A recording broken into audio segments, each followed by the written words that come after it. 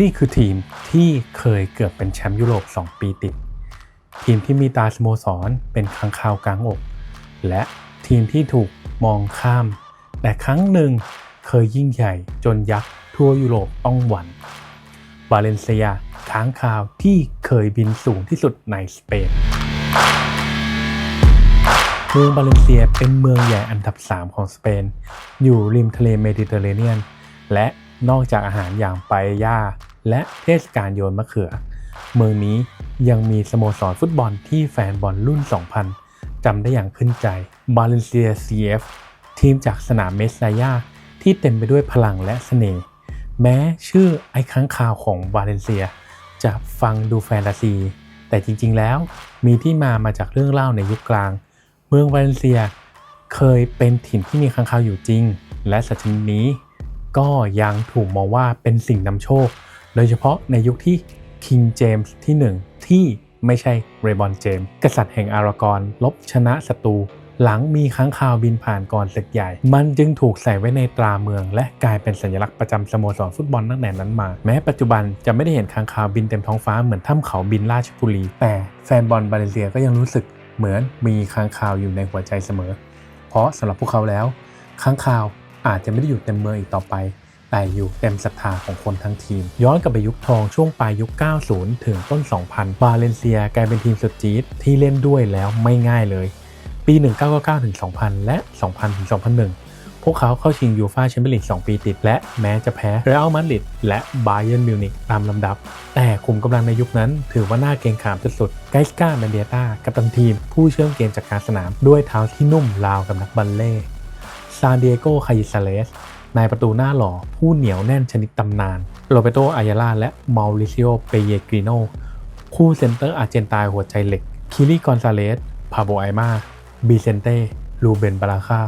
ตัวลุกที่เต็มไปด้วยเทคนิคและเหล่ากองหน้าหลากหลายรูปแบบทั้งกองหน้าล่างโย่งชาวนอร์เวเจียนอย่างยอนคาริลกองหน้าสายสปีดชาวอาร์เจนตายอย่างคลาวิโอโลเปสและกองหน้าสายเทคนิคชาวโรมาเนียอย่างอาร์เดียนอีลีส่วนข้างสนามคือเฮกเตอร์คูเปโค้ชจอมเทคนิคผู้พาทีมเข้าชิงยุโรปได้ถึง2ปีติดแม้จะแพ้ในนัดชิงแต่พวกเขาไม่แพ้ใจแฟนบอลเลยแม้แต่น้อยหลังยุคเฮกเตอร์คูเปทีมเปลี่ยนโค้ชเป็นชายที่ชื่อลาฟาเบนิเตสผู้ซึ่งพาบาเลนเซียคว้าแชมป์ลาลิก้าได้ถึง2สมัยในปี 2002 และ 2004 พร้อมกับคว้ายูเอฟ่าคัพปี 2004 ด้วยขุมกำลังใหม่ที่น่าจดจำดาวิดอัลเบดาลูเบนบาราคาแผงมิดฟิลด์สุดเก่งวิเซนเต้โรดิเกสและฟรานซิสโกลูเฟเต้ปีกซ้ายปีกขวารอบจัดดาวิดปิยาปวนมาตาดาวิดซินบาดาวรุ่งพุ่งแรงจากสเปนที่พุ่งขึ้นมาพร้อมกันในช่วงกลางยุค 2000 หลายคนเติบโตจากระบบอะคาเดมี่หรือถูกปั้นจากอายุยังน้อยจนกลายเป็นแข้งที่ติดทีมชาติเต็มตัวแต่เมื่อแสงไฟจางลงหลังยุคลาฟาเบนิเตสสโมสรเข้าสู่ช่วงวิกฤตทางการเงินการย้ายออกของสตาร์ดัง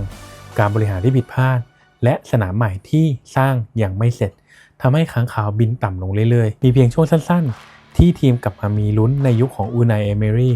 หรือแม้แต่มาเซลินโญกาเซียโตรอที่พาทีมคว้าโคปาเดเลในปี 2019 แต่ก็ไม่เคยกลับไปสู่ทีมชิง UCL ได้อีกเลยแล้วคู่แข่งล่ะ2ทีม2ปีก2วิถีแห่งเมืองเดียวกันใครบินสูงกว่าไม่สำคัญตราบใดที่ยังกล้ากางปีกสู้ฟ้าและถ้าพูดถึงบาเลนเซียก็ต้องพูดถึงเลบันเต้คู่แข่งร่วมเมืองที่ก่อตั้งมาก่อนด้วยซ้ำตาโลโก้ของเลบันเต้ก็มีค้างคาวเช่นกันเพราะต่างก็หยิบเอาสัญลักษณ์ของเมืองมาใช้เหมือนกันแต่ทั้ง2ทีมมีอัตลักษณ์ที่ต่างกันชัดเจนวาเลนเซียคือทีมใหญ่ผู้ยิ่งใหญ่ในอดีตส่วนเลบันเต้คือทีมชนชั้นแรงงานผู้ไม่เคยยอมแพ้ในวันนี้ดาร์บี้แมตช์แห่งวาเลนเซียจึงไม่ใช่แค่เรื่องฟุตบอลแม้ความเข้มข้นทางฟุตบอลยังเทียบไม่ได้กับบาร์เซโลนาหรือเรอัลมาดริดแต่เป็นเรื่องของความเชื่อและเกียรติภูมิของ2ฝั่งเมืองที่ต่างก็มีปีกค้างคาวอยู่เหนือโลกในแบบของตนเองหากจะพูดถึงคู่แข่งจริงในระดับชาติหลายคนมองว่าบาเลนเซียคือทีมอันดับ3ของสเปนในยุคหนึ่งเป็นเหมือนเสือซุ่มที่พร้อมขย้ำทั้งเรอัลมาดริดและบาร์ซ่าอยู่เสมอแม้วันนี้ค้างคาวจะไม่ได้บินสูงเท่าเดิมแต่พวกเขายังมีแฟนบอลที่ศรัทธายังมีสนามเมสซายาที่เก่าแก่และยังมีเสน่ห์เฉพาะตัวที่ใครก็ลืมไม่ลงเพราะสำหรับแฟนบาเลนเซียทีมนี้ไม่เคยต้องบินสูงที่สุดในท้องฟ้าแค่ได้เห็นปีกค้างคาวโบกสะบัดในยามพระอาทิตย์ตกเหนือเมสซายาก็เพียงพอแล้ว False 9 ขับ Flashback ทีมที่เคยบินผ่านใจเราและไม่มีวันลืม